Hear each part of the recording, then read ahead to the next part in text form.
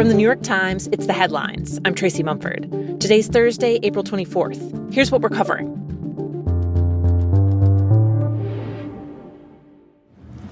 I think we have a deal with Russia. We have to get a deal with Zelensky, and I hope that Zelensky, I thought it might be easier to deal with Zelensky. So far, it's been harder. President Trump is turning up the pressure on Ukraine to agree to a plan his administration drew up to end the war with Russia. Under the proposal, Russia would essentially get all of the land that it's taken since invading Ukraine. In exchange, Ukraine would only get vague security assurances. The plan would also explicitly block Ukraine from ever joining NATO, a concession Russia has long called for. But Ukraine's president, Volodymyr Zelensky, quickly rejected the Trump administration's proposal, saying, quote, "This is our territory." President Zelensky's reaction and his rejection, his total rejection of the idea, is not surprising given the fact that the American proposal is so positive for Russia. My colleague Michael Shear has been reporting on the Trump administration's role in negotiations to stop the fighting. The motivation for the Trump administration behind pushing this peace plan is a little bit unclear. One possibility is that they really are trying to push President Zelensky into a deal that Ukrainians don't really approve of.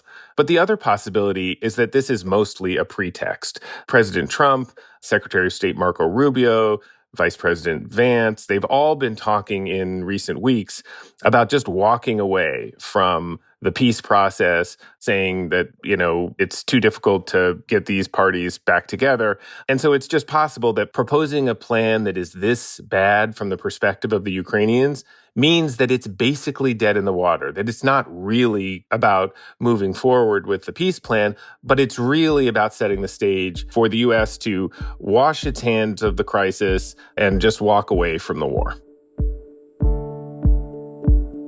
Meanwhile, in Ukraine, people scrambled for shelter overnight as Russian forces launched a major missile and drone attack on the country's capital city. The strikes were the deadliest attack on Kyiv in almost a year. At least 9 people were killed. More than 60 were injured.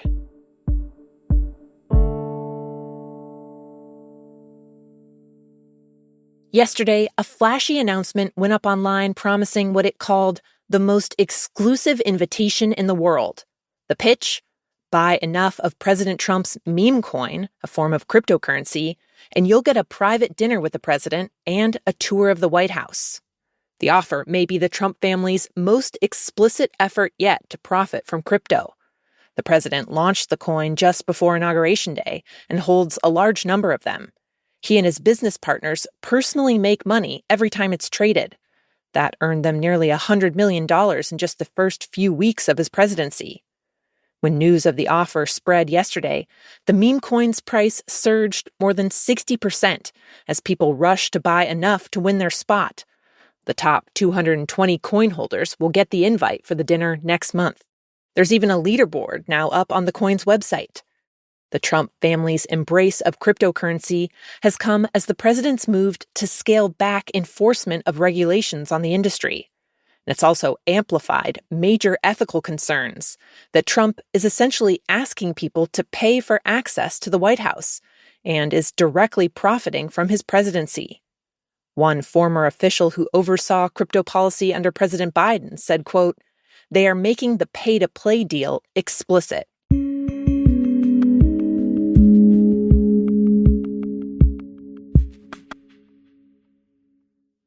The Department of the Interior says it will fast-track new projects involving coal, oil, gas, and minerals on public lands, and that it will radically reduce the review periods required by law.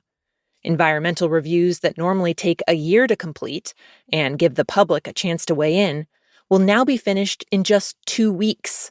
It's a move that developers and builders have long called for, saying that the existing review process is too long and too expensive.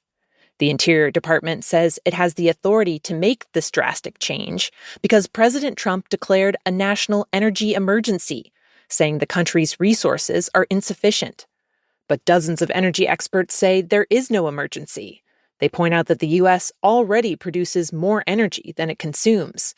It's both the world's largest producer of oil and the largest exporter of natural gas. And in one last Trump update for today, a new Times analysis of national opinion polls gives a snapshot of how Americans feel about the president 3 months in. Overall, Trump's approval rating has dropped to about 44%, down from 52% in his first week. Much of that drop appears to have been driven by independent voters. Among Republicans, there's been little drop in support for the president, though experts say it's still too soon to measure how voters feel about some of Trump's most disruptive policies, like his aggressive new tariffs. The full polling tracker, which is updated daily, is at nytimes.com.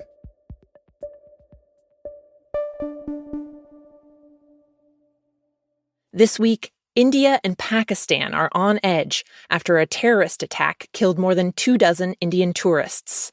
The attack happened in Kashmir, a disputed territory that both countries, who are longtime adversaries, control parts of. Gunmen opened fire at a vacation area there that people have dubbed Mini Switzerland, with its picturesque mountains and valleys. While India hasn't officially blamed any group for the massacre, it's retaliated against Pakistan, claiming the country harbors and supports terrorists. It shut a key border crossing between the two countries, among other measures, and India's defense minister hinted at the possibility of military strikes. Pakistan, meanwhile, expressed condolences for the victims' families and has said it does not support any form of terrorism. A few years ago, another militant attack in Kashmir sparked an air battle between India and Pakistan that stopped just short of all-out war.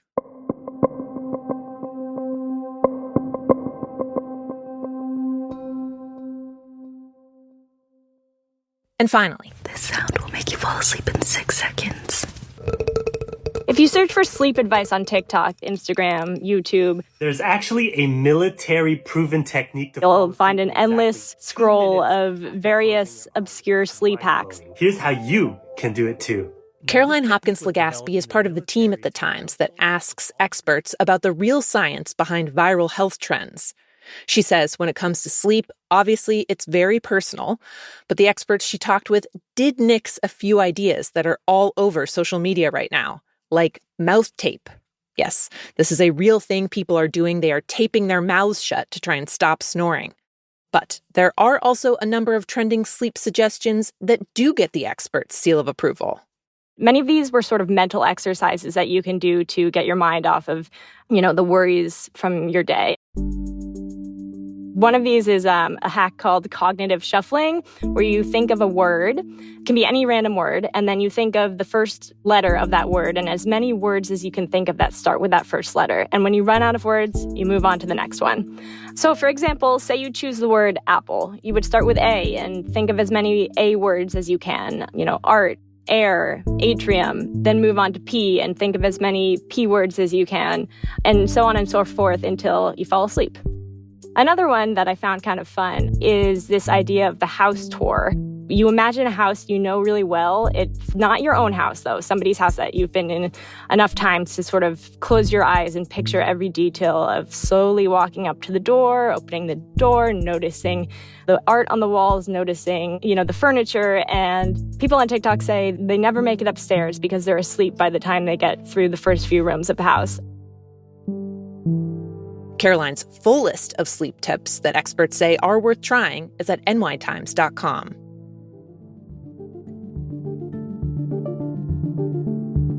Those are the headlines. Today on The Daily, a soybean farmer in Iowa explains the toll President Trump's tariffs are taking on her farm and her industry. That's next in the New York Times audio app, or you can listen wherever you get your podcasts. I'm Tracy Mumford. The Headlines will be back tomorrow with Catherine Porter.